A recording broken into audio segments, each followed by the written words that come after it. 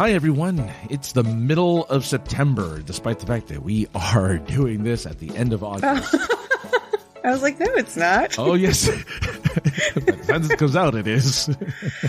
Oh, geez. Right? It's weird because we do this 2 weeks ahead of the... Which I don't feel bad about because apparently a lot of podcasts do that where it's not... And because it's not timely, right?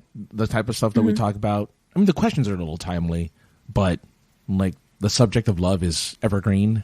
That's right. Oh, maybe you're wondering what you're listening to. You were listening to the podcast. All of a sudden, I'm just talking about random stuff. This is the Is This Love podcast, the podcast where we navigate and discuss the weird and wonderful world of love and relationships. My voice is Francis, a.k.a. the other guy. And that voice over there is goody Sara, Nade. Oh, more Crucible stuff. Well, I just edited that episode last night, and I'm like, oh man, we talk a lot about, we spend a lot of time about a book that we didn't really know that much about, despite having read it, in high school, because it was required. Well, it was a long time ago. Yeah. Crucible was a required reading in high school, and I'm like, I think I saw the play too, though. Oh, that's good. Yeah, I did too. But I saw the high school play, which was not as good.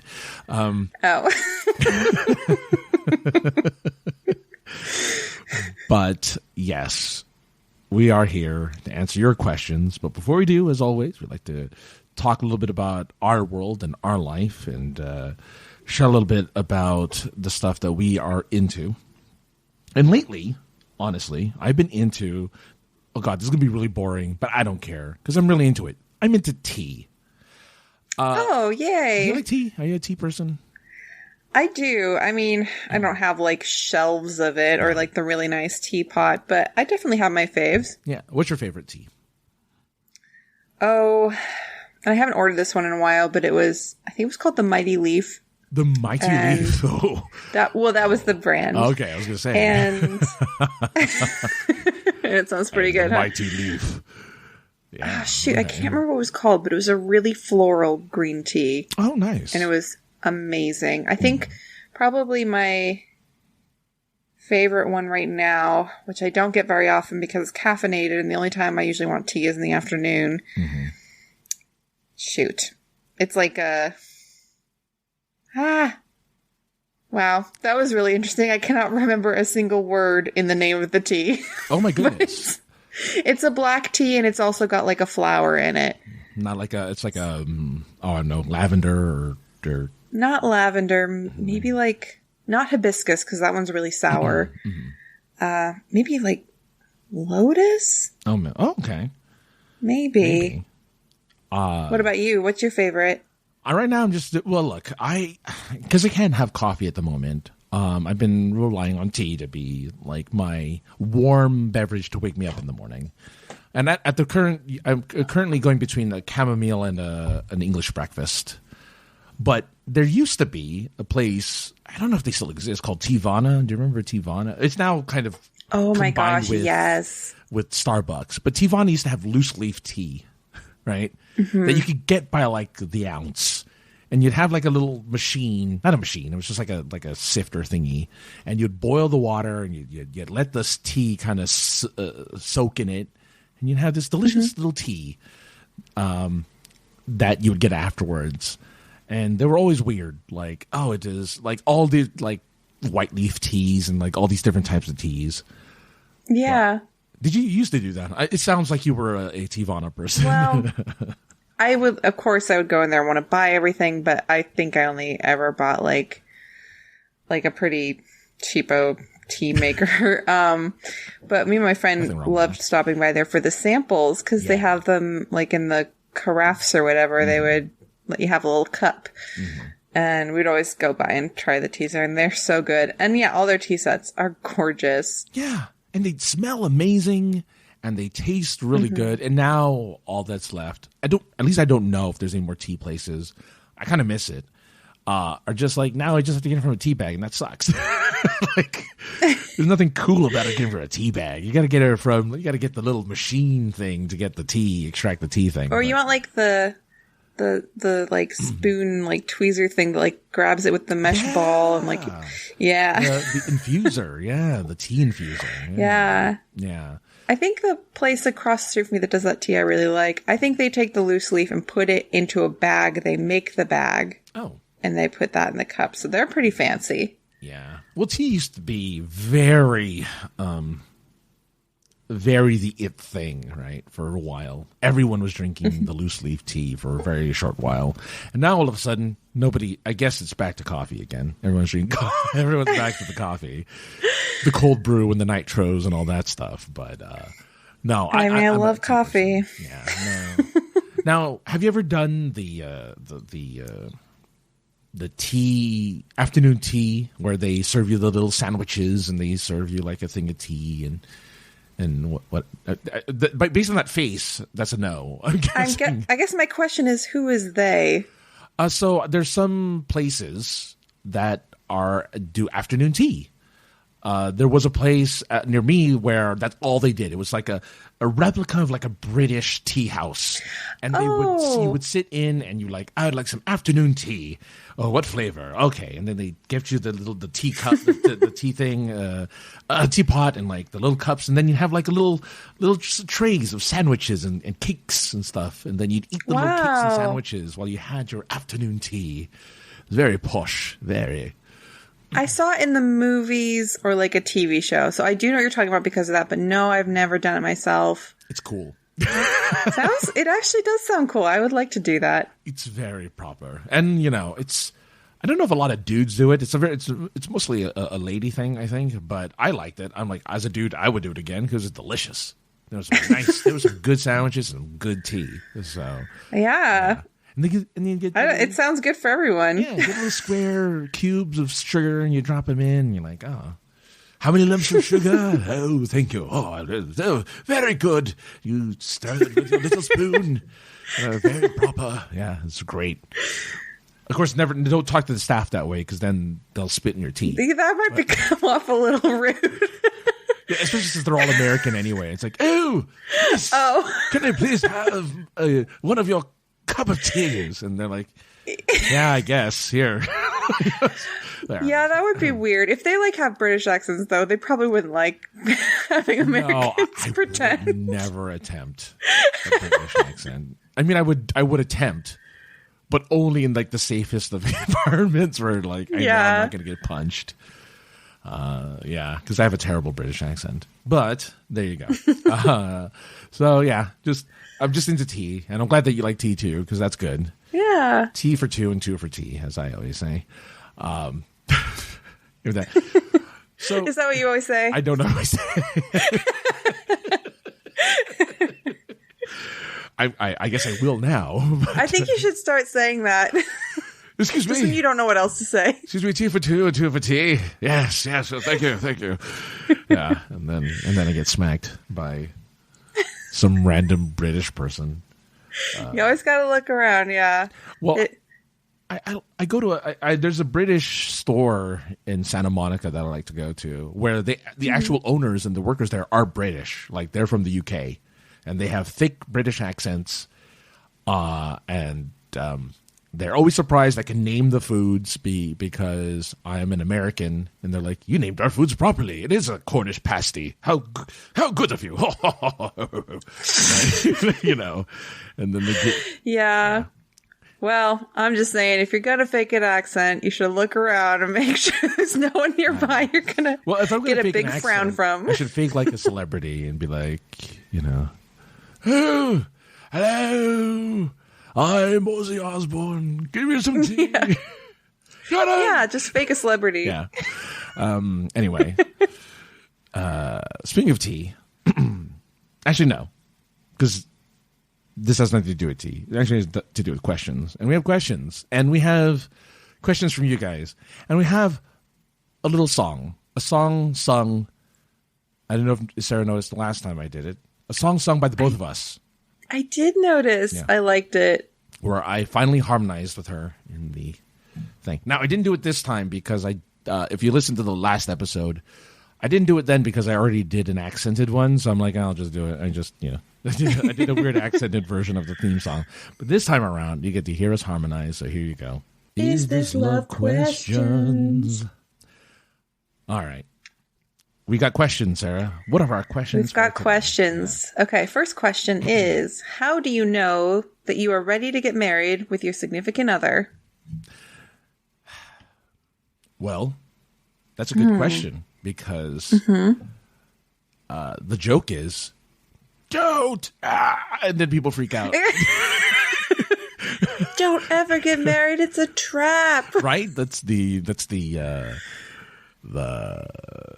joke, or I guess that's the joke, right? Every married man goes, no, don't ever get married. It's your death knell. Bleh, married.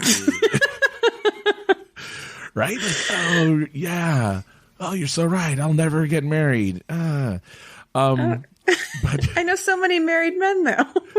Well, yeah. Little did people know that you can actually be happily married. Like, that's a thing that actually exists. That people can actually be impossible happy in. Like, people can be happy in a long-term, forever like relationship.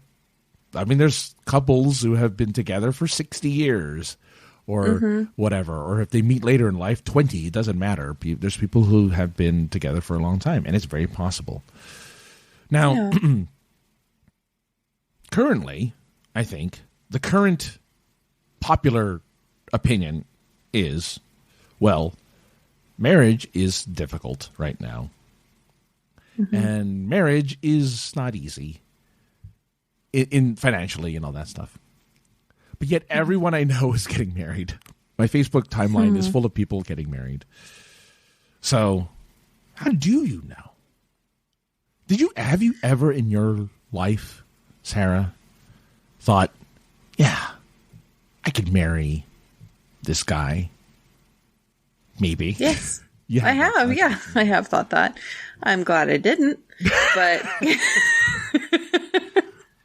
I've definitely thought it. Usually when I thought that, it was earlier in the relationship before stuff got real. So I would definitely say wait until you're past the honeymoon period and you're past it and you've been past it for a little while. I think we talked about this in another episode, like maybe 3 years is a good time to know that you guys know each other really well. It can be less than that or more, whatever. But, I think another good way to know that you're ready is to make sure you talk about it, because you might be on the same wavelength, but if you pop the question and they had no idea it's coming, you might not get the response you want. And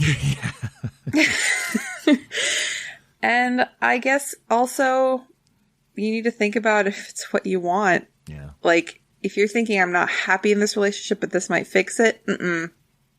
No. Yeah. Not so much.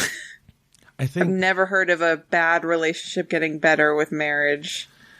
Yeah, I think, when we see the 50% divorce rate, I think a lot of those people are the people who got married on a whim.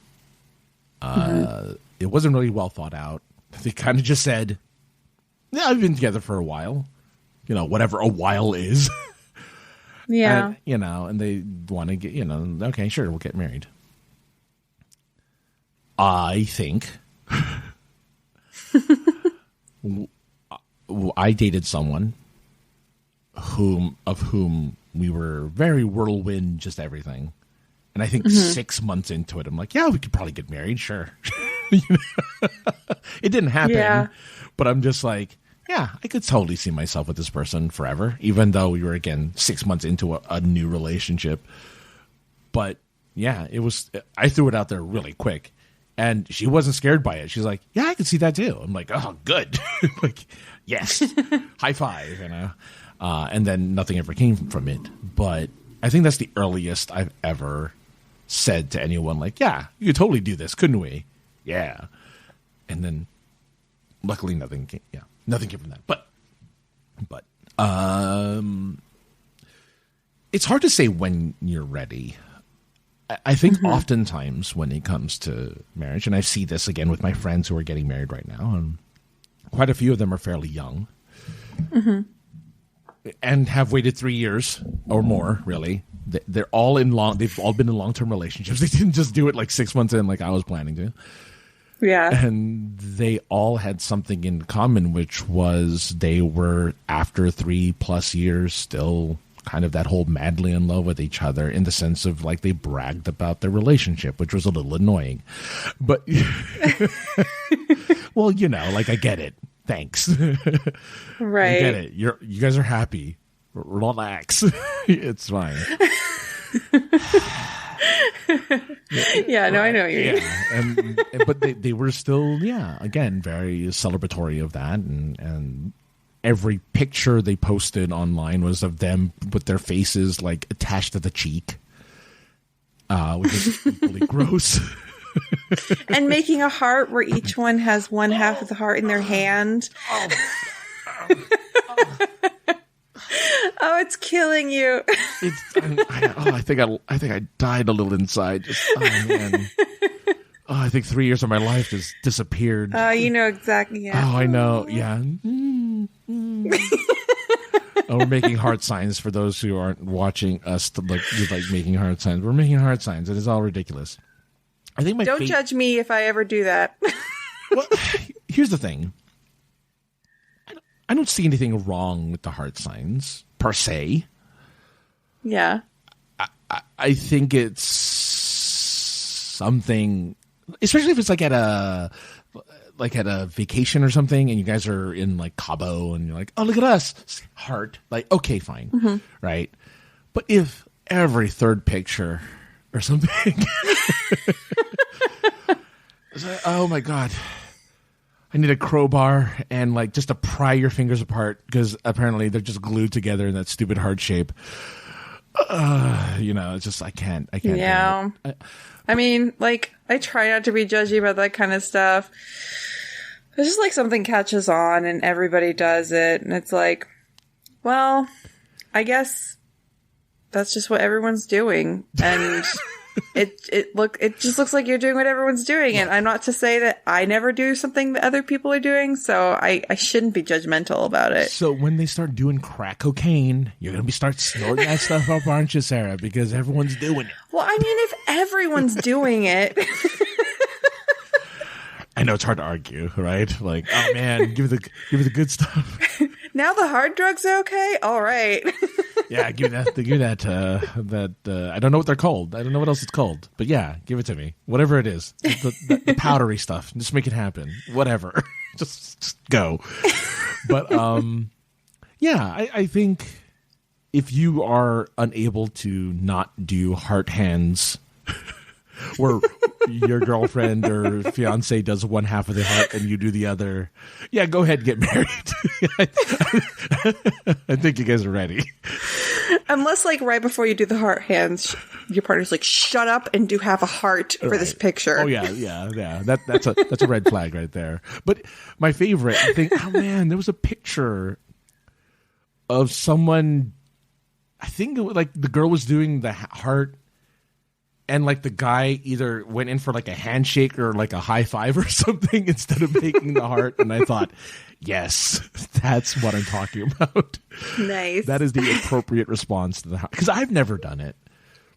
I've never done heart hands. Oh my gosh, do it right now. With you? We can't because we're on two separate screens. But all right, we'll just try. Get closer, okay, closer. Okay. You're getting farther away. Oh. Closer. No, okay, no, the other way. Okay, closer. Okay. Closer. I can't You're so see far away. So far away? Keep going. Stop. Wait, a little bit back. Okay. That's pretty good. Okay. Yeah. Sarah and I just did heart hands on Skype, which is weird, but we did it. Yay. I hope you can see it in the video. Yeah, well, are you? Yeah, you are, right? Yeah, I just for the backup. Okay, so I will see it because the thing is, the reason why I was having a hard time because you're above me and I'm below. You're below me and I'm above you. So I'm like, I don't know what I was like, I don't know what you're talking about. We're not side by side, so I couldn't do it. Oh my god! I was like, okay. Yeah. So everyone who listened to this and are just like really confused, don't worry about it. We're just being silly right now. So yeah, I'm the only person in the world who got to enjoy those heart hands. Well, I'll watch it, and so I get to see the heart hands. But yeah, I think it's really hard to say. But as Sara often says, if you guys are enthusiastic and passionate about it, and it's something that really gets you excited, and the thought of you two exchanging vows gets both of you, not just her, right? Because I know weddings are usually for her.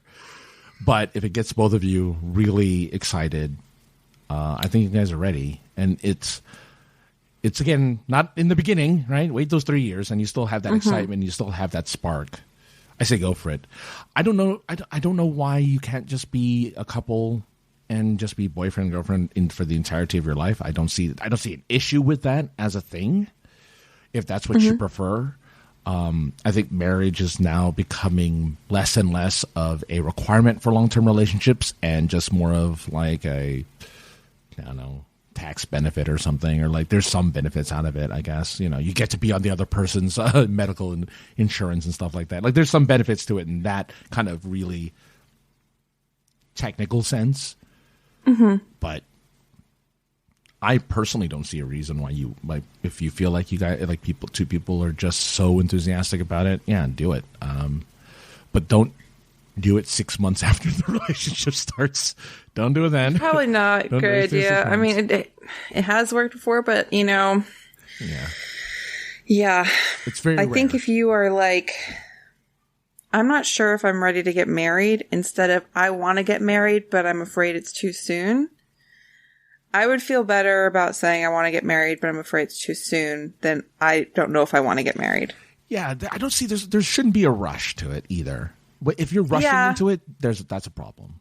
Because you can always wait. You can always say, I want to get married, but it seems too soon. Well, then just wait. You put on your calendar like another 6 months or something. People have like 3-year, 10-year engagements or whatever. Like, you know. Oh, that would be rough. I mean, but 10-year engagement. Yeah. It does. Yeah. You know. And if that's something that kind of helps you, okay. I mean, it's almost like in high school when you give each other promise rings. I mean, that's kind of what an engagement ring is. It's just a promise ring, you know. It's a promise to eventually get married. It doesn't have to be then, you know, 6 months from then or a year from then. Just take it slow, take it easy. And, be excited. And, ladies, I realize that dudes aren't necessarily always enthusiastic in the planning portion of it. So give them a little something. When I got married, I got the cake. I was very excited. Oh, nice. I got the cake. I got my Legend of Zelda cake, which was very cool and also very expensive, but it was delicious. Was it tasty? Good. It was probably the best tasting. I have never tasted a better cake since. It was nice. Fantastic. But yeah, give them a little something. Give them some of the music too. I got to do some of the music, which was nice. I got to choose some of the music.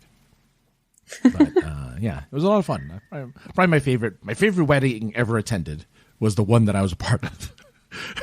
And that's how it should be. That's how it should be, yeah. I mean, I don't know if I'll ever do it again, but you never know. I mean, if you can't top that wedding, why try? Just kidding. It's not about the wedding. It's about the marriage. That's a spicy take right there. I love it. All right. Well, if we need to elaborate more, we will. But I think that's pretty good because to me that makes sense. I don't know about you. Do you have anything you want to add to that? No, I think just make sure it's not a honeymoon thing, like not a honeymoon love limerence new relationship energy thing, and make sure you like the relationship and like the person. So I think you got that. Do you like me? I hope so, because we're gonna get married. All right, what's next? What do we have? Okay, next? We actually got two things from Tony. The first one is from Tony Davis. The first one is not a question; it's just an email, kind of reiterating how he feels about, when people call him friend. He doesn't like it if he likes them in a different way. If you want to hear more about our discussion on that, because I think this is a response to our previous discussion, we talked about it in episode 16, which was called, In-Law Drama, Unrequited Love, Thank You, Friend. And so we talked about that in that episode. And then his other question was, hey, Francis and Sarah. Hi. I need some advice. Hello. Hello, Anthony. I need some advice about how to ask someone on a date. I go to the gym that I go to at least 3 times a week, and the daughter of the owner of the gym works there part-time. I get to see her often, and I have gotten to know her a little through her father, brother, other gym members, and even from herself because she's taught the class that I'm in several times or has been in the gym working as I'm working out. So at least we've been able to talk a little, and it's more than just small talk. We have talked about our exercising, our families. I've told her a little bit about interests that I have. I've even just casually said, hey, why don't we go for a walk sometime? To give her the hint that I'm interested in her, but I don't know if she's getting the hint or is casually blowing me off just to be nice, because the answer hasn't been a definite no. It's been, well, yeah, maybe. That would be nice. But that's as far as it goes. Should I just be forward with her and tell her, hey, listen, I'm interested in you and I'd like to get to know you better. Would you go on a date with me? Or should I just not say anything at all and keep the small talk going? Your friend, Anthony Tony Davis. I was like, why did you pause? Sorry, I realized I hadn't read the last part. No, that's all right. I was like, oh, yeah. Wow. Let's see here. I mean, okay. I have been in this situation, so I get where you're coming from. So, Sarah, you're the daughter of a gym owner, and you teach classes, and you occasionally talk to the people who go to this gym. In one particular, and I, Mr. Gym member, go up to you and say, you know what, we should go out for a walk sometime. That'd be kind of cool. And you reply, well, yeah, maybe that would be nice. Well, in this particular case, I think we're speaking 2 different languages. In the sense of, I'm saying one thing, you're saying something back to me, but I'm not actually necessarily getting the translation. So, well, are you wondering what I mean when I say that? Now, we're assuming here, of course, because we don't know this person. Yeah. But I'm familiar with that phrase, and so are you. So what does that normally translate to? What do you think? Yeah, so what does that mean? Well, it's situational, too. The situation is important to understanding this context. Very true. That's true. Yes. So... Well, that's why I made you the daughter of the owner. Very good. Yes, you did the right thing there. So I work somewhere. Yeah. It's my family business, and there's this patron there, and apparently he's been talking to my other family members, trying to get to know more about me, and we talk about his interests and working out and a little bit about our families. He already knows mine, and maybe I just ask him about his. But I work there. You know, it's my job to be friendly with the customers and the clients. And, you know, he might know some things about me because he talks to my family, but they're also working there. They're also being, like, friendly with, like, so it's not like we're like friends or our families are intertwined in any way. It's just like, that's just what happened because it's the business of, you know, it's a family business and he's a patron, or let's say you're a patron because you're I was the guy. The person in the scenario. Yes. Yeah. So I'm nice to you. That's kind of my job. Yeah. And I might like talking to you. There's, you know, I might be like, oh, I like this customer. He's, you know, he's a nice person and he seems really appreciative of my help. Yeah. But if you ask me to go hang out sometime, and I'm just talking for me because you never know where people are coming from. Yeah. It's possible she's like completely oblivious to everything, but it's very unlikely, especially if she works in an industry where she's talking to lots of people all the time. Yeah. But probably I would say, you know, I don't want to go hang out with him. I know he wants to hang out with me. I'm not unaware of that because he's asking me to hang out with him. I get that he wants to hang out with me. but I don't really want to, let's say. But I can't just reject him because he's a client and I want to be nice to him and I want to make him not feel bad things. Right. That doesn't mean I'm going to date him, but it does mean I'm going to kind of probably brush off any of his suggestions that we hang out as long as I can. Mm.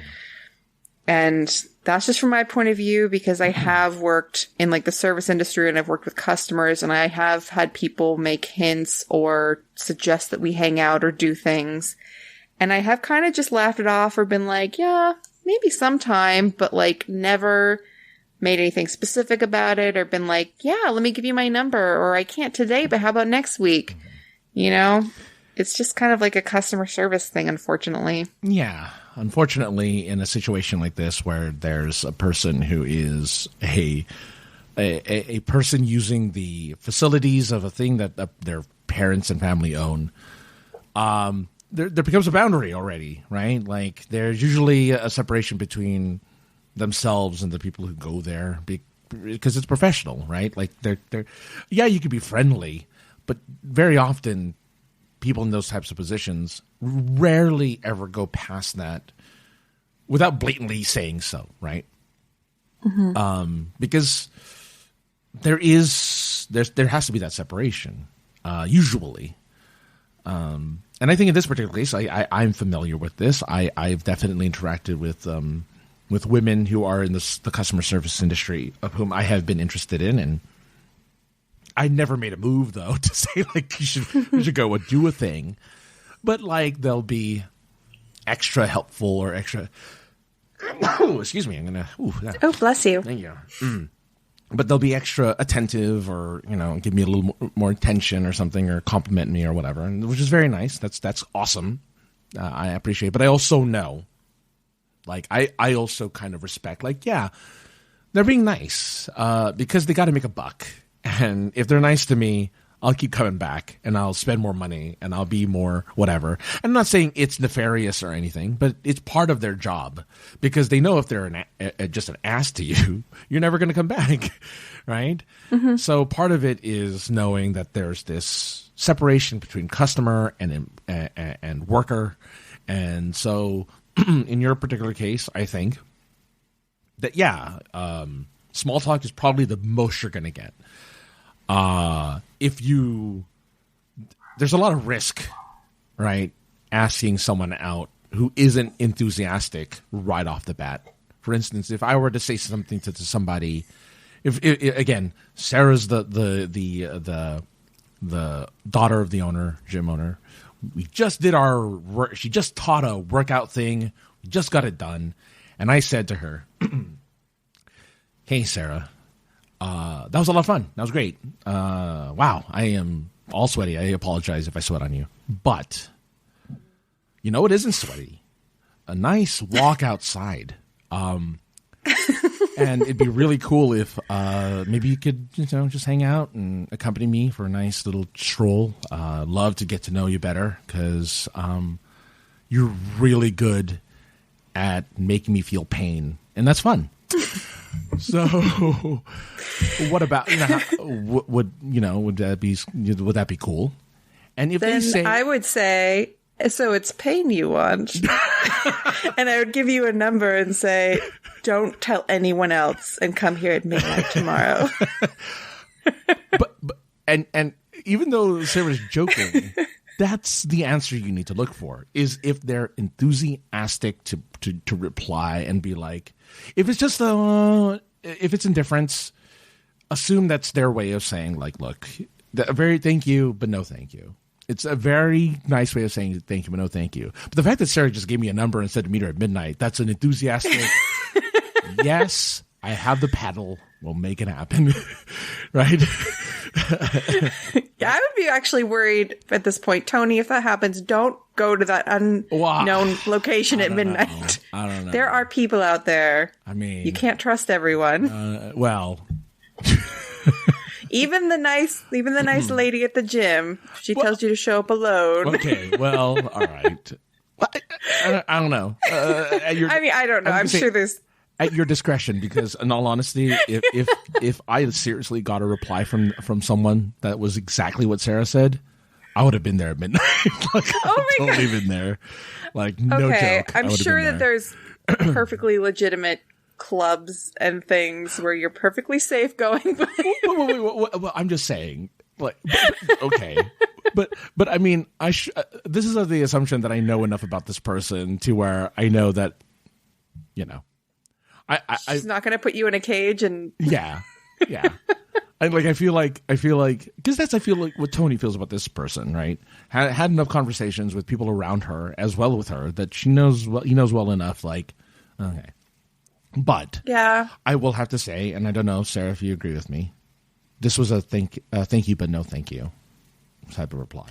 To me, it sounds like a like just kind of, you know, let's not talk like about that anymore. Like we can have our pleasantries in the gym, right? Yeah, kind of thing. Exactly. And I do think, and I can tell you're kind of worried that maybe you didn't fully take your shot here.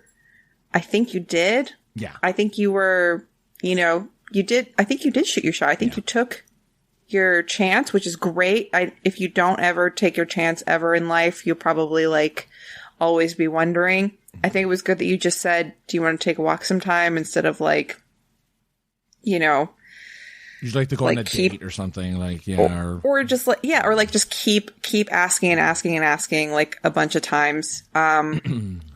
Like, yeah, just mentioning it one time and not making it super, you know, intense is probably the way to go. I think in general, like Francis was saying, you probably aren't going to get anywhere with people who are being nice to you because it's their customer service job. Yeah.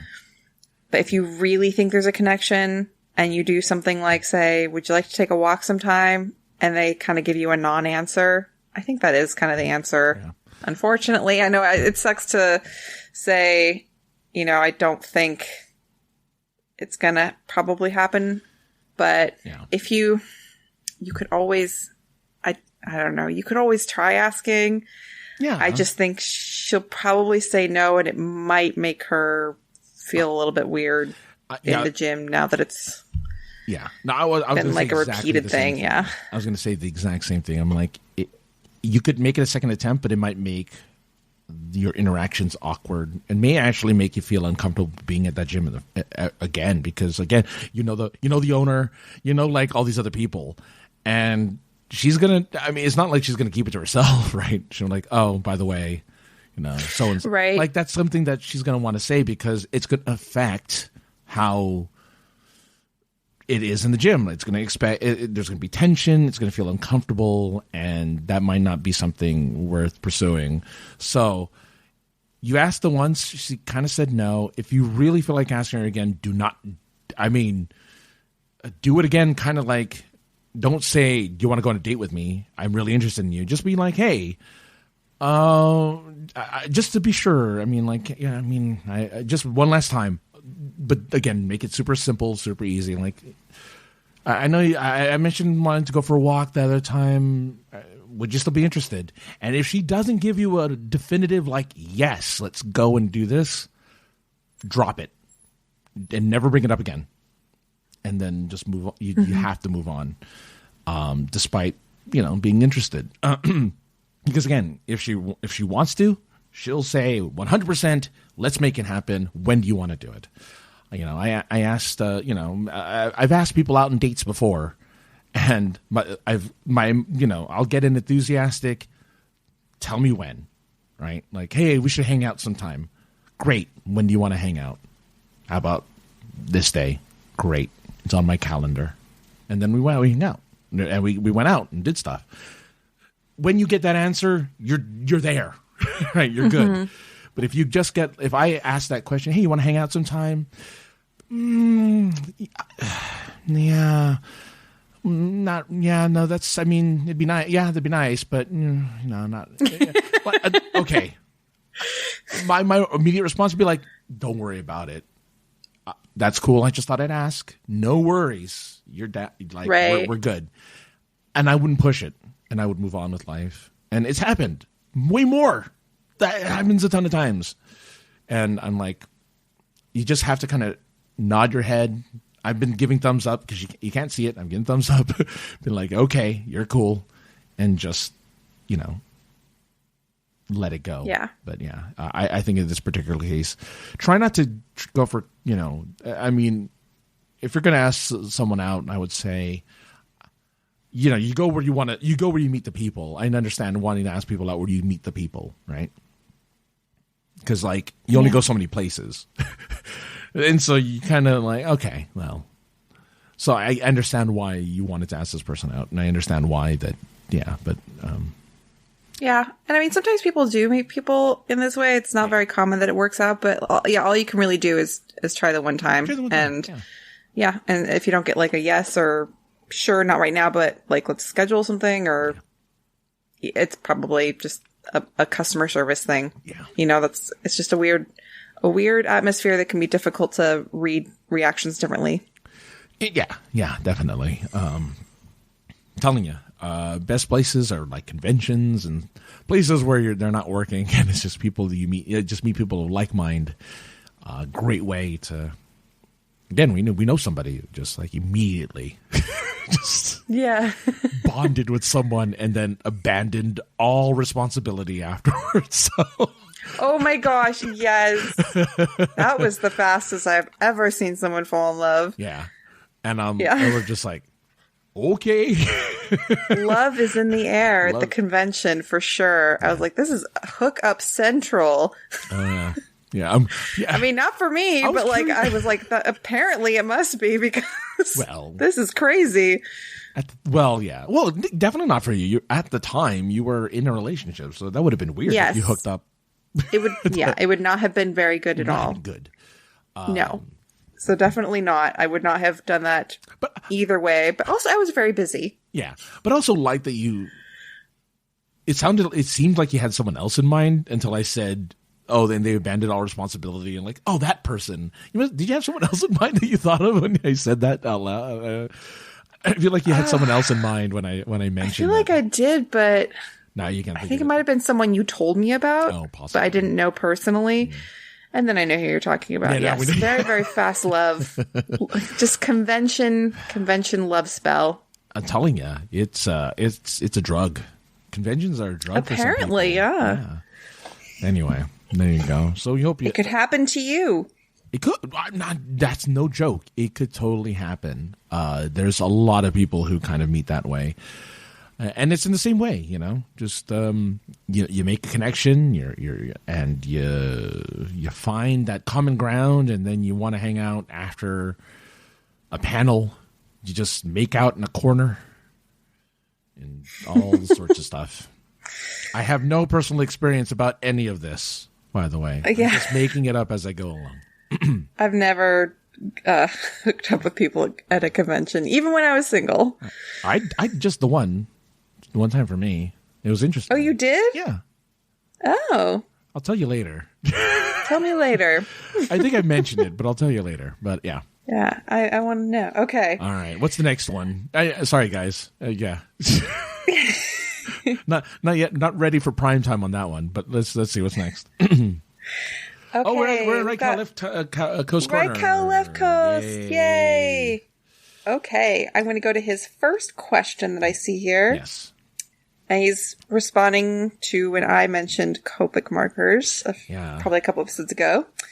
He said, my wife had full whole sets of Copic markers plus a few more. I want to keep them as they were hers, but they will go unused by me. Would it be better to give them away to someone who will use them to continue to be creative as well as cherish the memory of who owned them?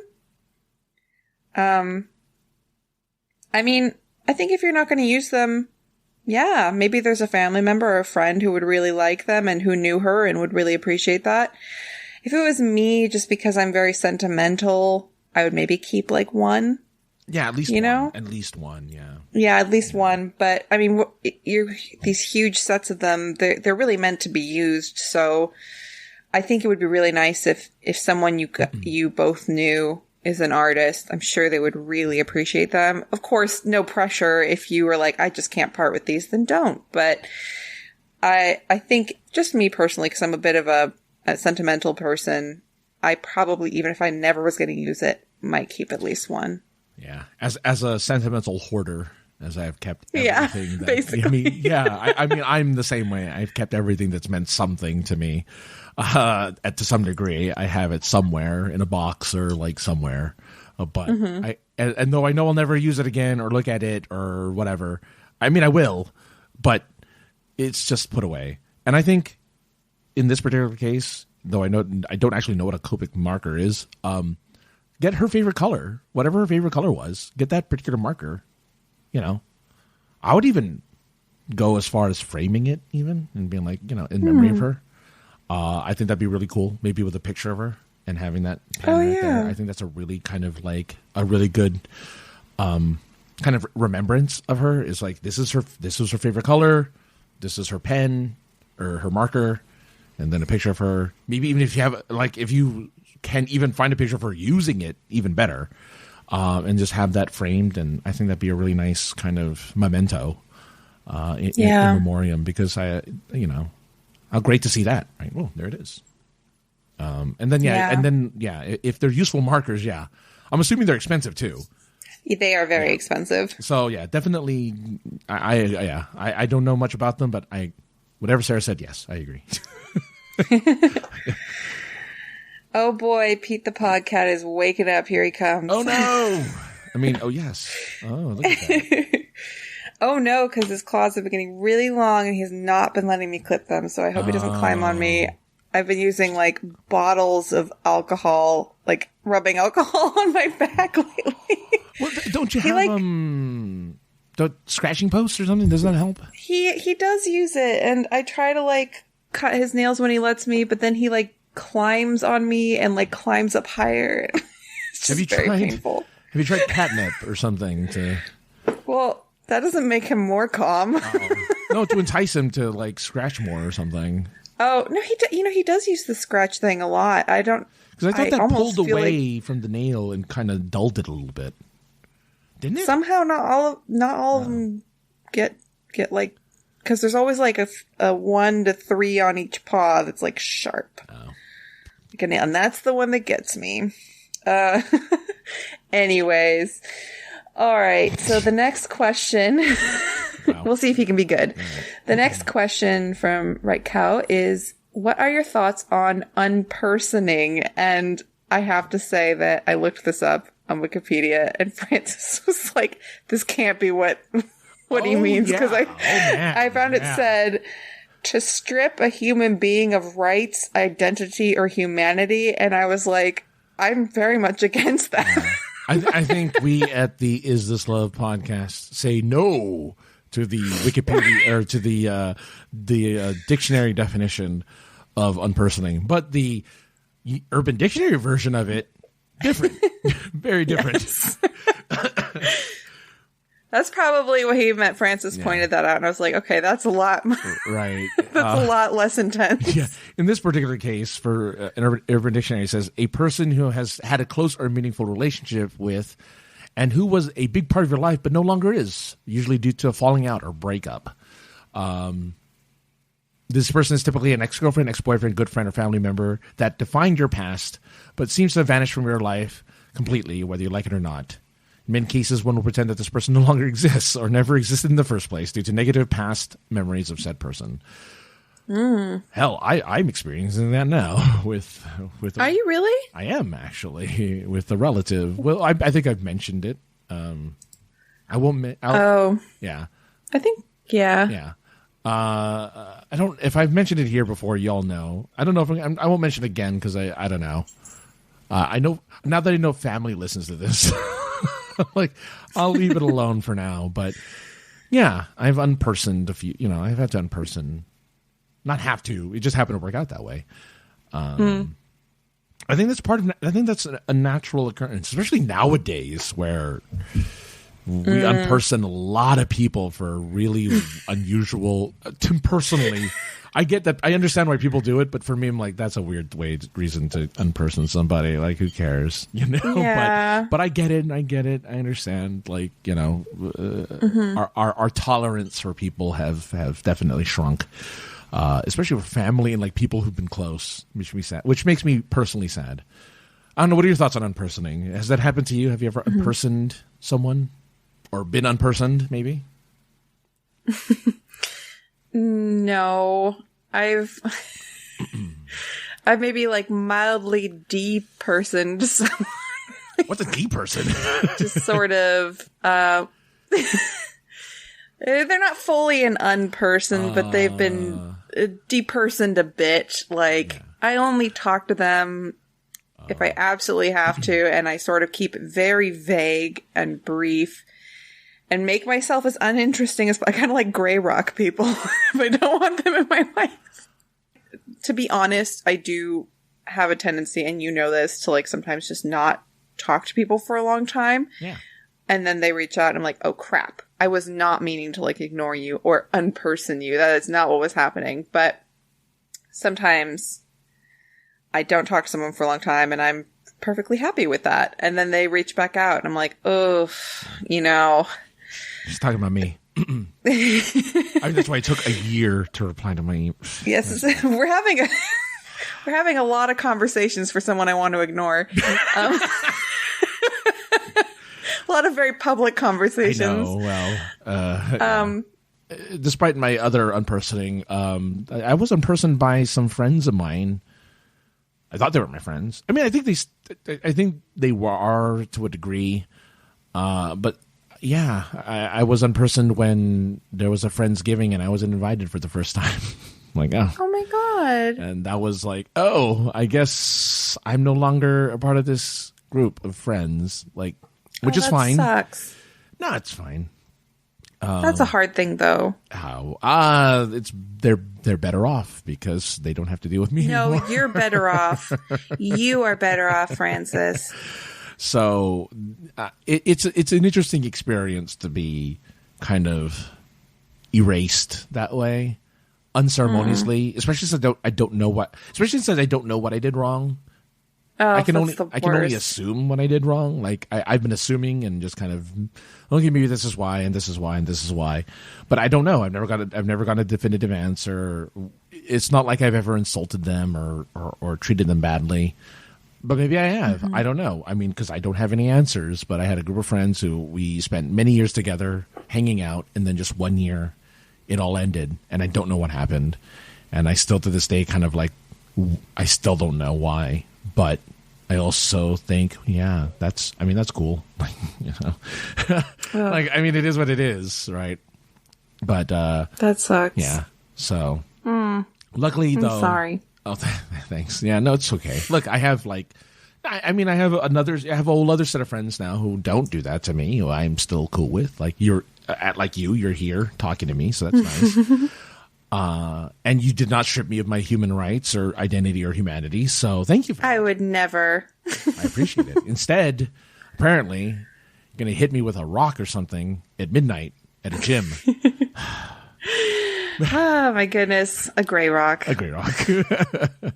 Yeah, I'm like thinking about this now, and I'm feeling more and more bad because I'm like, I feel like even with my good friends, I'm very vague and boring. Am I just a gray rock too? No, I don't know. Because I think it's just, I rarely have news. I was going to say, I think we perceive ourselves as being very dull. And I think we don't consider our lives as interesting as other people's lives are in general. Yeah. Like, I know I don't. Even though I know stuff happens in my life and I know interesting stuff happens, I don't think it's as interesting as like whenever we talk, you know, a little inside baseball before we do the show, we catch up. And I'd much rather hear about Sarah's life than me having to tell about my own. So I usually ask her a bunch of questions, and she'll ask me, of course, and I'll answer. But I much prefer like, oh, well, tell me what's going on in your life. How was your weekend? How's this? How's that? Right? You know, and for some reason it always devolves to weather, but that's fine. See, because like that's like my dreaded question is when like people are like, what's new with you? I'm like, nothing. No, the weather has changed. No, that's what's new with me. No, come on now. Luckily you've shared with me like your projects and stuff like that, so it's a lot of fun. That's true. Yeah. That's true. Now, as for your corner, right, cow? I feel like I need to buy a cowbell just for you. so I can play it. Yes. Whenever we enter the corner. You know, it's a good idea. He said we should do that. Oh, you know what I'll do? I'll have to make a note. I'll do Christopher Walken going, you know, we need a cowbell, you know. And he says it for Saturday Night Live. Saturday Night Live, yeah. Was he the one playing that character? Yeah, it was Fellas. Wait, was it him? Yeah. I'm pretty sure. Are you sure? I know it was Don't Fear the Reaper was the song, and I know that Will Ferrell was playing the cowbell. Yeah, it's Christopher Walken. Yeah. Is it? Okay. Yes. I couldn't remember who was saying more cowbell. Fellas, I have a sickness, and the only prescription is a cowbell. I'm like, yeah. Ding, ding, ding, ding, ding. Oh, you're right. Okay, I'm looking it up. Yes. So I think maybe I'll find that with Will Ferrell and Christopher Walken, and maybe I'll make that your intro. Whenever we go to the Right Caliph Coast Corner, we'll have that as the intro music. I think that'd be fun. That sounds good. All right. I like that. And to answer this other question, I don't know. I mean, I'm pretty sure there are kidneys available for me. It's just I haven't done all the tests yet to whether or not I can take a kidney. I mean, I know that I've emphatically asked for one, but I still have to take tests to make sure that I can even accept it. And I think once that's done, I'm pretty sure I'd have to be pretty bad health for me not to be able to pass the last few tests of whether I'm strong enough and whatever to take a new kidney. I'd have to be pretty ill, and I'm not ill, except for the kidney thing. So hopefully after that, it'll just be, oh, good, you're ready. And then they can just plop one in there. Just like dunk it in like a basketball. Just go, all right, open it up. Whoosh, you just put it in. I'm sure it'll be a little more delicate than that. I want LeBron James to just slam it into my body. Yeah, you're like, just do it as hard and as sloppy as you can, please. That's how I like it. Wink, wink. Oh my god. You said it. I did not. You got me there. I did say it.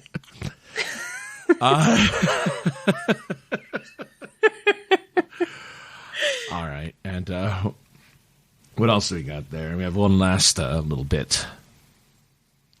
He says, hopefully I'll see you both at WonderCon, sorry. Perhaps do a live pod at WonderCon? We're not there yet. First off, Sarah's a figment of my imagination. So it's true. I'm like the really high-pitched voice he keeps saying he can't do anymore. I know, yeah. She's my ultimate impersonation. So much so that we can laugh at the same exact time. Oh, that's just editing. Oh, that's true. Oh, don't give away my secrets. Sorry. I feel like I'm a puppet, like a ventriloquist dummy. Oh. Maybe one day. We'll see. But yeah. A lot left to go on. But you, sir, thank you again for sending in questions, and again, at least this is a sign that you're doing as well as can be, and I'm happy to hear that. Happy to see that you're still asking us these questions and kind of keeping us again on our toes, especially with the unpersoning thing that we had to. Yeah.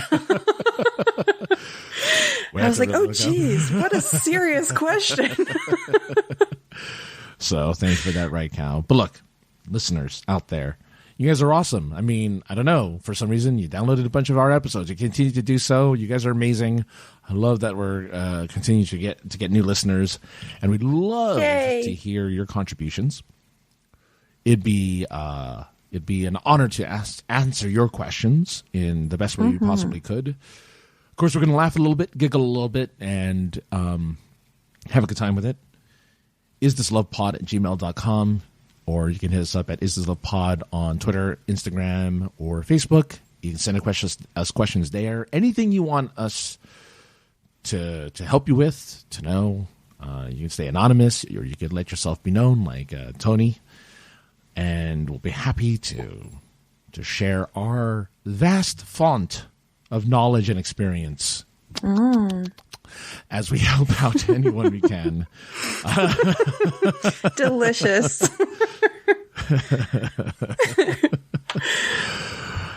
Anyway. But again, thank you for everyone who does contribute. We always appreciate it.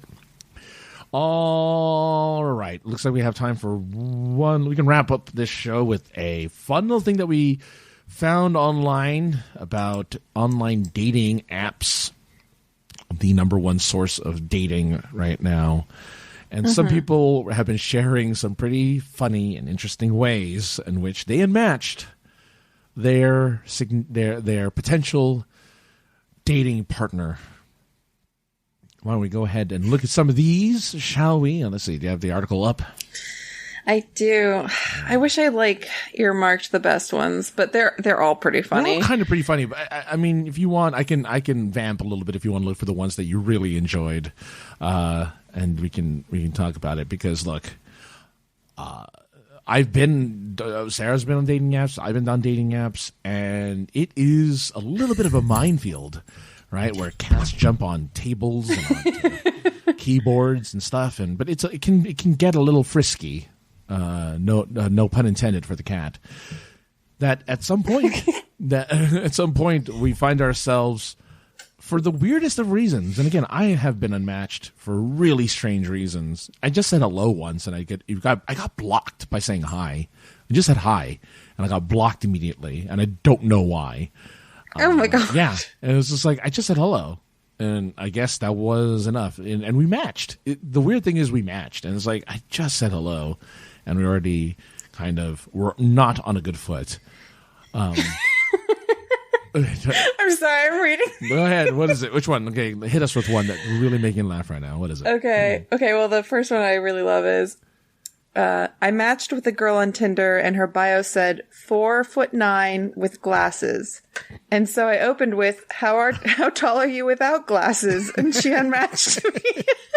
That's funny. I know people, if they can't take it, that is not even a hurtful joke. No, that is that's very clever. A great joke. But yeah. 4'9", that's tiny. I know. I think she probably just read his message and was like, is he saying something else? Is this a joke? It's just a short joke. I mean, yeah. I guess. I think that's really clever. I would answer that way. I would hope I'd be as clever to answer that way. But I, too, would probably get unmatched as a result, which is fine.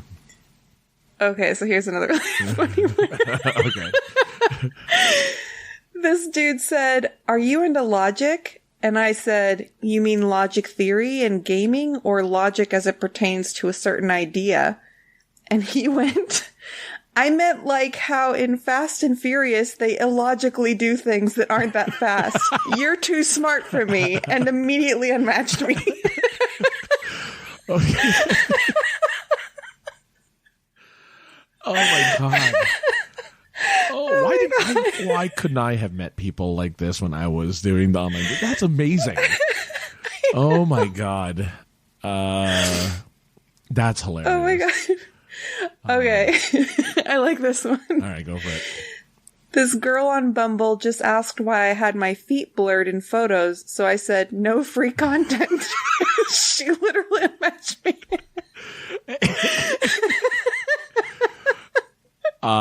Well, yes, because feet are very much a thing. Too much of a thing, in all honesty, I think. But yeah, I love it. Oh my god. Some of these are really funny. Some are just kind of what a jerk, Oh, really? Okay. Well, this person says, I matched with someone on Tinder and they asked me for help setting up their IKEA drawers. I helped. Then they unmatched me. Wow, that's pretty rude. Clever. I mean, that's, I'll just use them. First off, why would you agree to a date that required putting IKEA furniture together? I have to. Okay, first of all, I wonder, did they get help over the computer? Did they show them pictures and what does this mean? Or did they actually go to their house and put it together for them? That's pretty intense. Because if all they did was you don't go to someone's house on a first date. You definitely. Well, okay. No offense, guys, but you guys do not look out for your own safety. The things guys do on a first date because they just don't think that there's any danger. I can't even believe it. Okay, look. Guys like give out so much information if it's asked, and they like go places, and then they're like, oh gosh, I have a crazy person after me now. How did this happen? Look. When a dude is horny, we don't think properly. We just want to, get the deed done. So we are irrational beings when we're very much aroused, unfortunately. It's terrible. Yes, it's a very unsafe place out there dating for women, but guys, you're not invincible. No. And there are women out there who will latch on want to do things to you that they think are fun and normal. And when you hear about them, you're like, why did I give her my number? I would like to leave now and never be seen again by her. Like lock you in a gym. You don't Actually, I have heard. I probably talked about this before, but I did have a friend who went on a date with a girl, so she wanted to lock him in a cage. Fortunately, she told him that when they... Yeah. And fortunately, she told him that when they were on their way to her house and before he actually got into her house. Wow. She told him she had cages in her house and she wanted to lock him in one. Yes, mistress. All right. I mean, some people are probably into it, but... Yeah. That's not a first date thing you want to find out when you're in their house. I was going to say more power. Yeah, that's some bravery right there. And stupidity, but, I mean, I've heard stories from guys where I'm just like, this would never happen to a woman because she would have shut this down 10 steps before it got this crazy and dangerous. Yeah. Oh my, yeah. Let's get dangerous. So guys, watch out for yourselves. Yeah. Well, yeah. No. Yeah. Listen to Sarah. Look out for yourselves. Just meet in a public place. What is wrong with meeting in a public place? Yeah, meet in a public place. You don't need to give her, your home address and your phone number and everything right off the bat. She might want to know some information so that she can tell people, hey, I'm out with this guy. Here's his picture. Here's his name. But if you're not comfortable with that, then just don't go on the date. But you don't have to give her all of your contact information right away. Yeah. And you don't have to meet her at her house, even if she insists. You don't have to do it. Yeah. There's other things that guys I know have run into where it's okay, you really wouldn't know that was going to happen until it happened. True. I knew a guy who went on a date with a girl and she showed him her gun that she was holding that he couldn't see. Oh, God. And she was like, this is in case things go bad or something like that. And it was oh. I mean, it's good she's got, she's protecting herself. But the way she, I guess sometimes you feel like you need to flash it to show them no funny business. Yeah, but then again, why go on the date if you have to go that far, right? If you don't trust them so much that you have to brandish your weapon... Maybe not go on maybe you skip that date and go on a date with someone you don't feel like you have to show your gun to them because you think they're going to attack you. Right? I think also go on a date where it would be crazy that you would ever need a gun, like a coffee shop in the middle of the square, Yeah.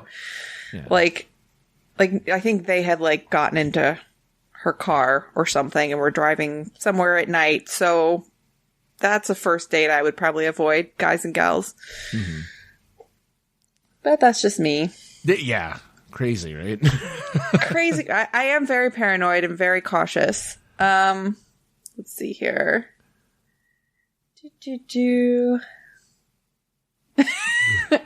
Someone on Tinder just unmatched me mid-conversation because I said I liked ketchup. So yeah, it's going great. Well, no, ketchup is amazing. What's wrong with you? If they said, okay, what's a food that you hate? Actually, kind of a lot of condiments. Hate mayo and mustard and vinegar, salad dressing, sour cream. So, okay,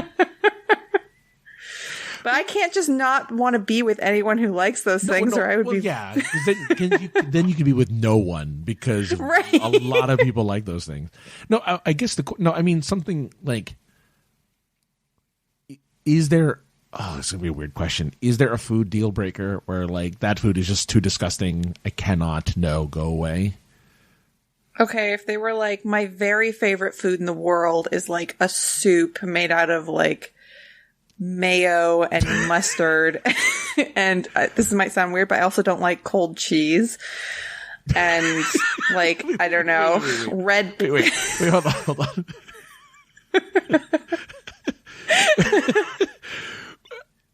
What if it's room temperature cheese?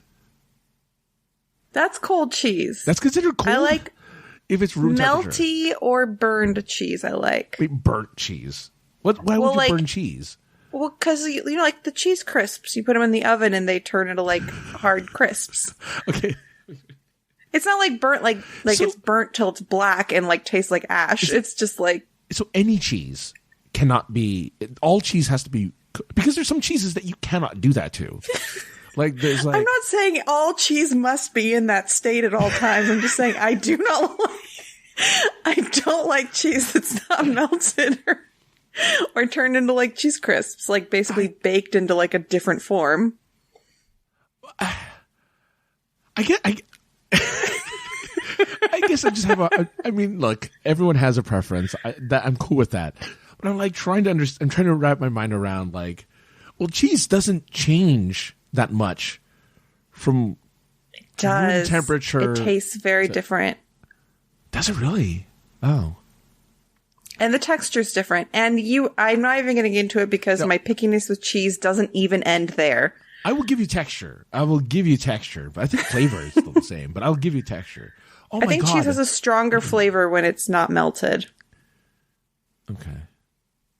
Oh, I love this. I gotta pick your brain about food more because this is fascinating to me. Oh my God, I'm so picky. We could talk about this forever. Okay, hold on. We have we're almost, well, we have a little bit of time.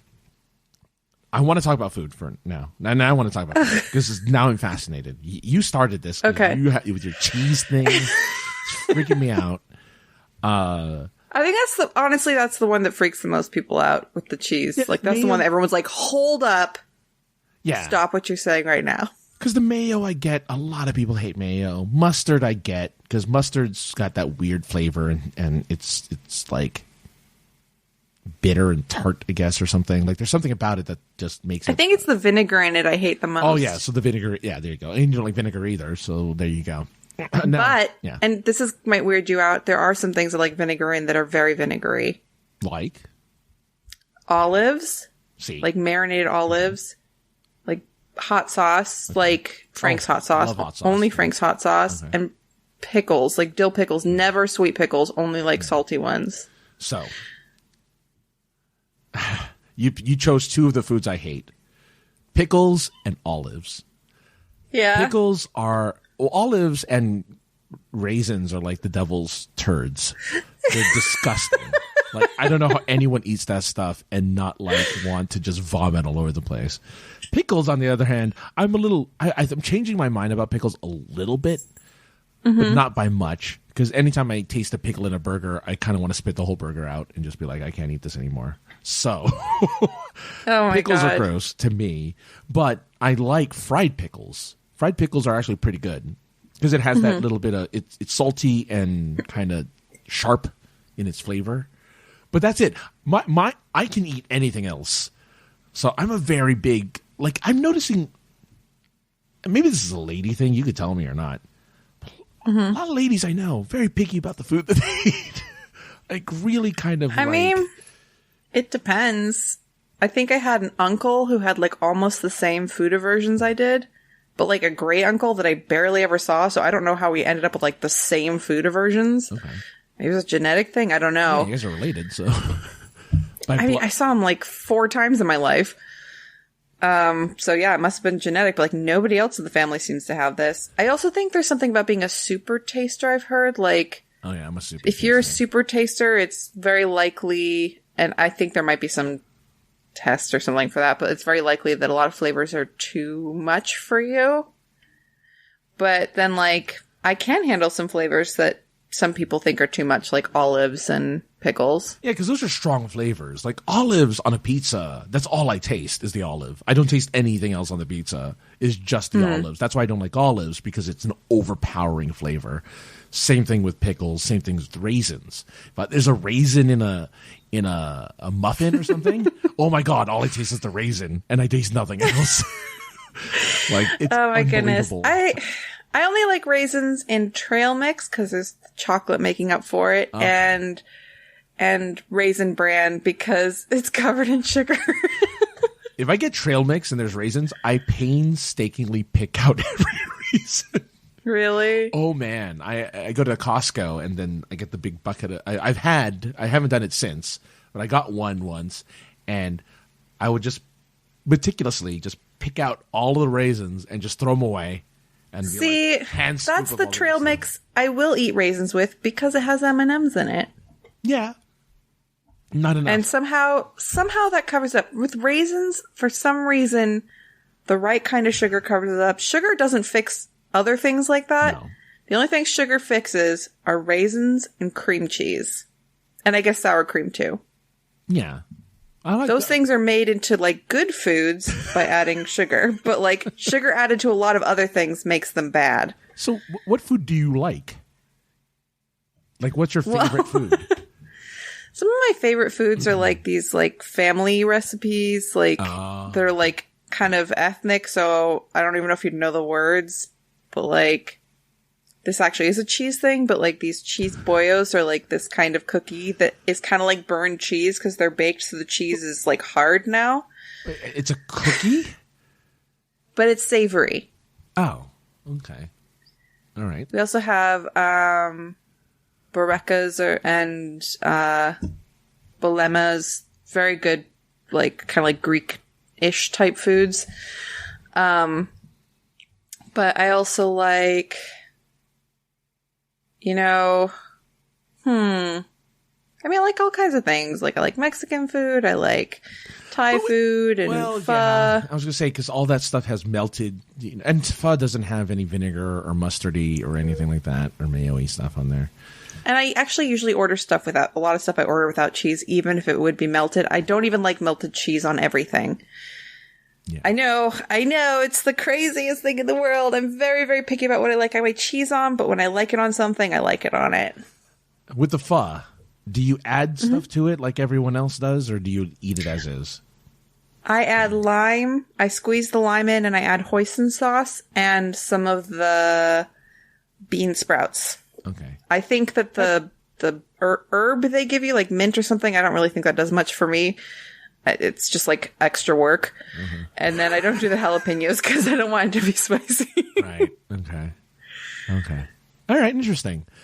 I don't know. Well, yeah. Okay. So it's funny because it's, you're right. The cheese thing is the one that really, but now everything else is fine. It's like normal food, but the cheese really throws you off as a thing. Like, how do you not like cold cheese or room temperature cheese versus melted cheese? I'm like, what?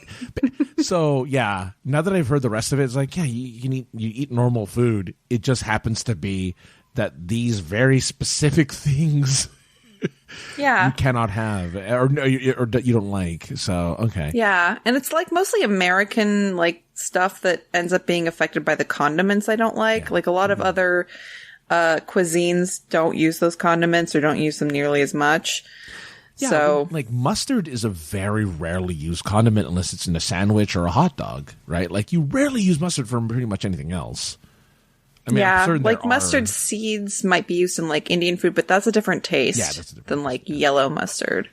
Vinegar, I can't. Well, look, Filipino dishes have a lot of vinegar in it, so I can't say anything about vinegar because a lot of our dishes have vinegar in it. Well, it depends on what you do with it. Yeah. If it's like very salty dish and you can't really taste the vinegar that much, I think it's fine. Yeah. Well, then, but yeah, what's the point then? Let's taste the vinegar. Well, I mean, sometimes adding vinegar to something like adds a certain depth, but it doesn't taste like vinegar by the time you're done cooking it. I get what you mean. Yeah. It gets cooked away, kind of like alcohol gets cooked away from if you cook it enough into a thing, like wine, like a wine reduction. Like you don't taste the wine anymore. Yeah, maybe. Yeah. So, yeah, I'm not really sure how that works with vinegar, but yeah, probably. Yeah.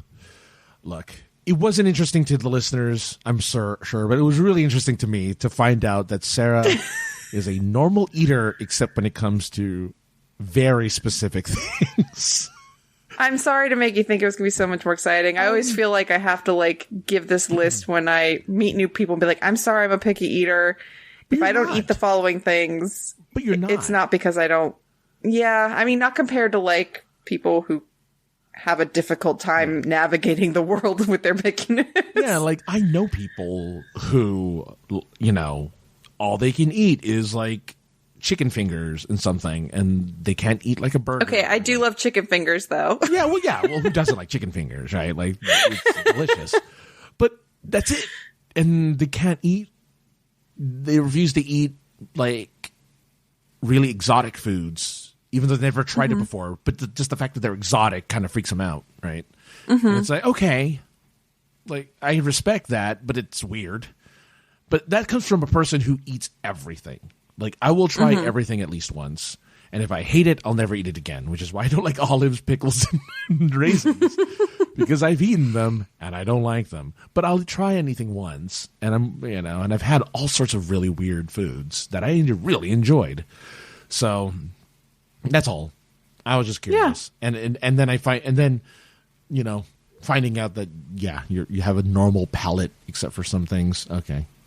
All right. Yeah, it is pretty normal compared to like the quote unquote freaky eaters, like from that TV show. Oh yeah. It would be like your friend are the people on that show where they only eat like one thing. Yeah, exactly. But there you go. Okay. Again, may not be interesting to anyone else, but I found it fascinating. And again, I hope you learned a little bit more about us, and maybe you can relate to people who have fun little food things. Did you have any other, before we, I guess, go on, was there anything else that made you laugh on here? I like this one. A girl on Tinder asked me, "What's up?" And I said, "Eating a hot dog in bed," and she unmatched me. Oh my God. Oh,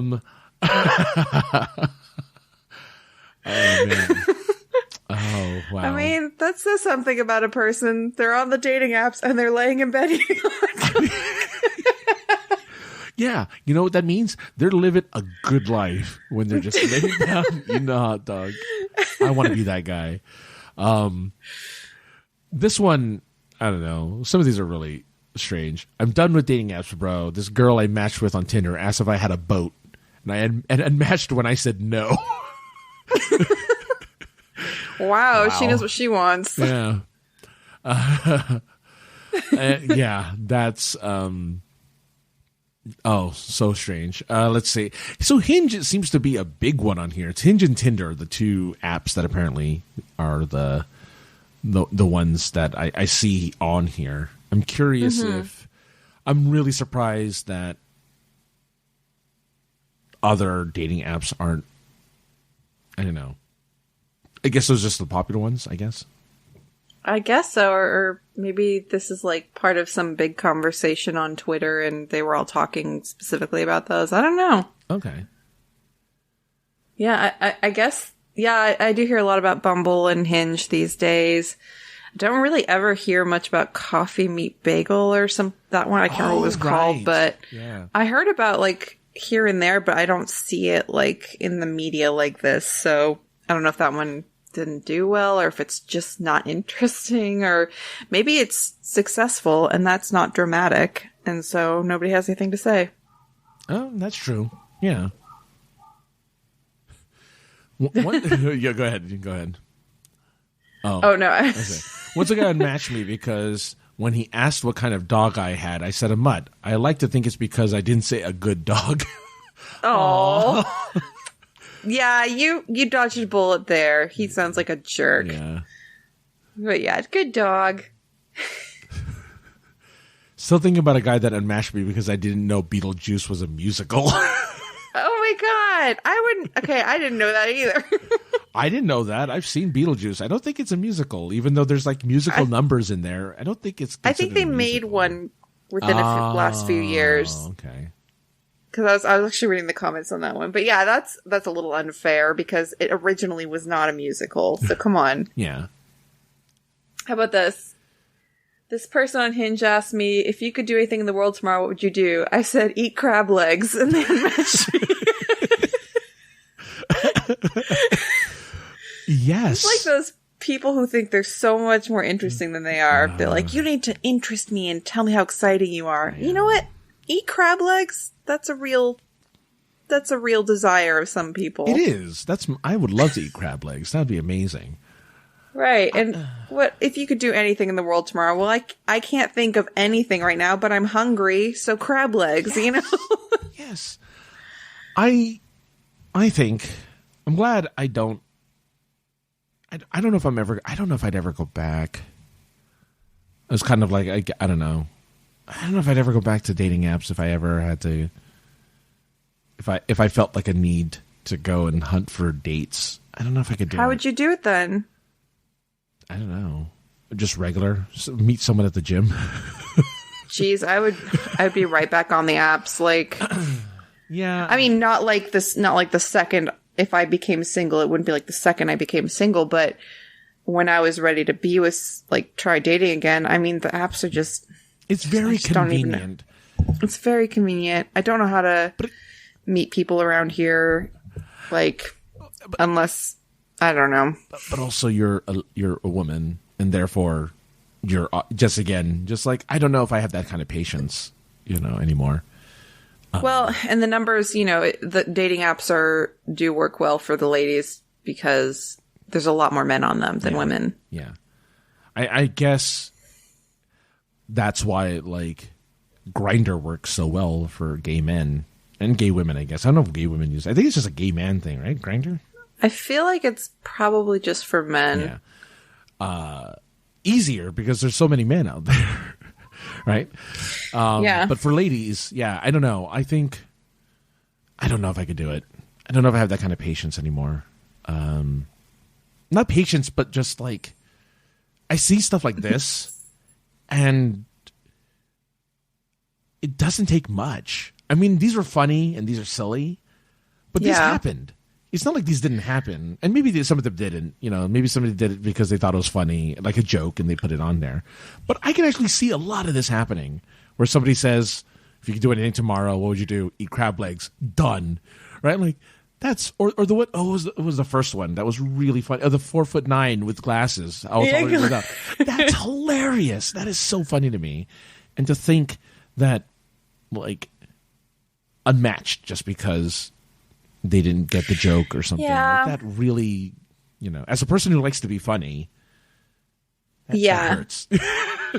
I guess it depends. Like, there are things that go through your mind when sometimes what someone says, you're kind of like, oh, maybe, but then you, like, pair it with, like, what their like, profile says, and you're like, I kind of get the feeling that everything's a joke to them. I don't know. I'm just, like, trying to, like, think about, like, times when someone says something when I was like, maybe, but then, like, I go back and I review their profile and I read things they say if I'm kind of like at a maybe, and I'm like, something about this just doesn't feel like I'd really be that into them. Mm-hmm. Which I know is not giving much of a chance, but you just can't. I mean, if you want to find the person you want to be with, you can't just give everyone a chance just because, If you're a dude, you do. But if you're a lady, you don't have to. I mean, but if you're a dude, you could go. Okay, like, so let's say an equivalent might be, you could go out and ask, like, literally every woman in the street out. And you don't want to do that. I mean, first of all, you're going to get rejected a lot. And it's going to be, like, a huge waste of time because you could look at a lot of women and be like, no, thank you. Yeah. Well, yeah. I'm not saying in that particular, but it's easier on a dating app because on the street it's different, right? In the street it's a lot of wasting your time.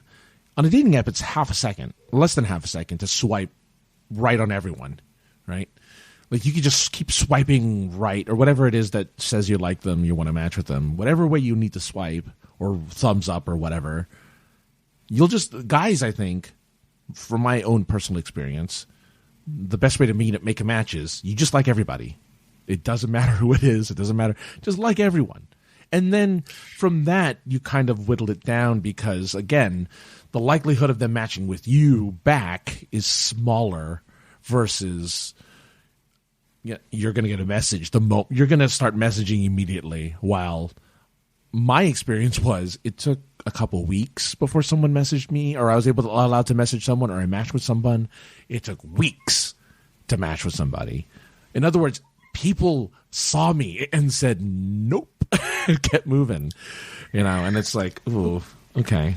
Yeah. It's very discouraging. I guess from the woman's point of view, it's often what it is like, you feel like every time you get someone that you're like even remotely interested in, you feel like I should give him a chance.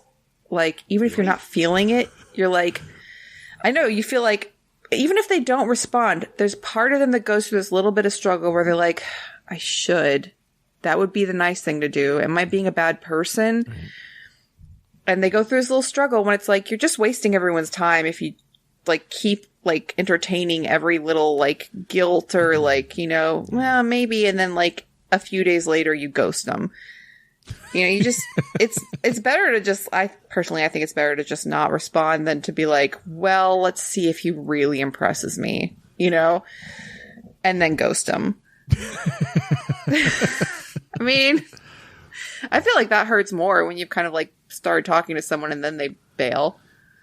I mean, that's my experience. That was my experience for most of the people I matched with, was if they weren't a bot, it'd be like a few sentences here and then never hearing from them again. And you just kind of, I think you just know. I think when you're doing the online dating thing, I don't think you have to worry about hurting anyone's feelings, because I think men especially know that's part of the game when it comes to dating apps, is that you are one of 15, 16 other dudes who are trying to vie for this woman's attention or whatever. Like, you're at least one of a few. And so if they stop responding to you, that means there was another person who got her attention, or none of them did, and she moved on with life. So you can't take it personally as a guy who's doing online dating, because it's just, the odds are technically always going to be against you until for the most part. Yeah, there's just a lot more guys on online dating for sure. Guys are lonely. Yeah, and there's, I don't know why more women don't do online dating. I guess because a lot of them can still go to the clubs and pick up quality dudes that way. Right. I mean, because people are asking them out at the coffee shop and the gym, and people are asking them out all over the place. I think. Well, I guess coffee shop, and I don't know. I think being asked out at the club or the gym would, I don't know, I don't know why people like that. The club, it's like everyone's drunk. This isn't like, what is this, And the gym is like, oh God, I want to be left alone when I'm at the gym.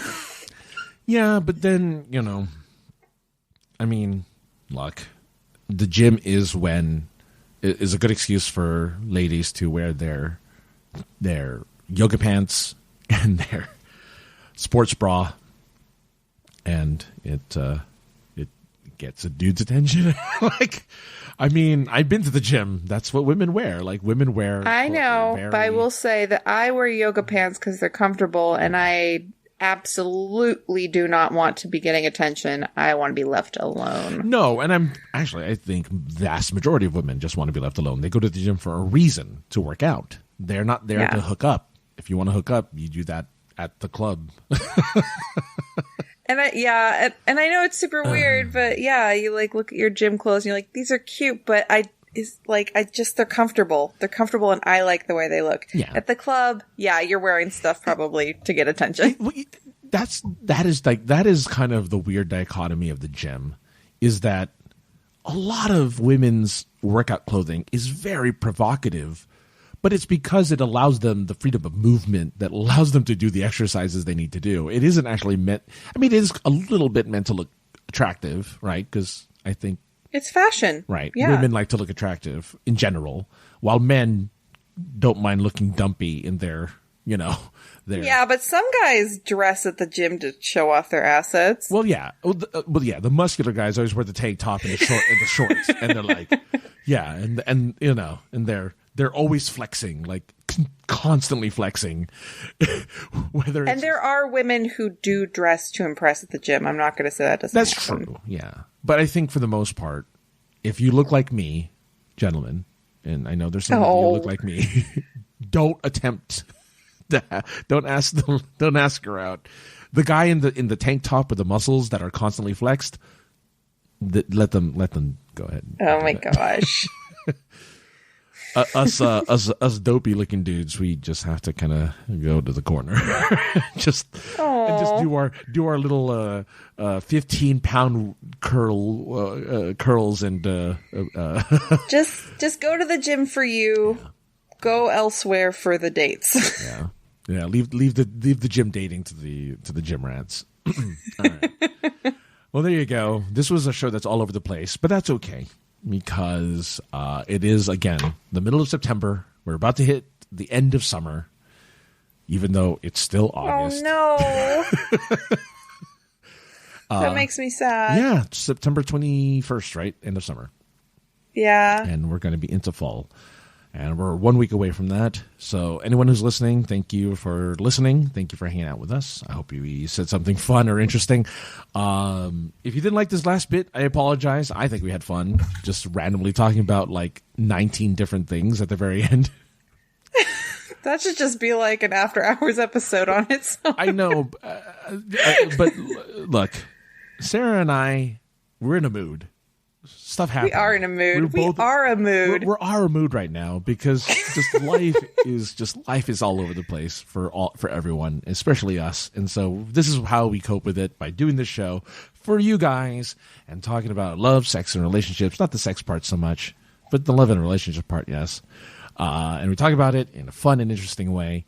You can participate by sending an email, isthislovepod@gmail.com, isthislovepod at Twitter, Instagram, and Facebook.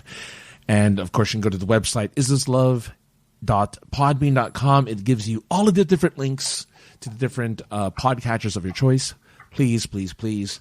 Thank you, everyone, for downloading. But the most important thing you can do, the biggest thing you can do for us, if you want to show us some love, is to review. If you can send us that beautiful, sexy 5-star review, that's going to help us be visible to other people, and we can continue to grow and continue to do more stuff. And as we can do more stuff, we can do what Right Cow would like us to do and do a live pod at a convention. We could actually do that, but we need more listeners. We need to grow. Just because, we want to know what the interest is. If there's interest in what we're doing, we will definitely be able to go ahead and give love to everyone else out there, like the Podcat, and all other things.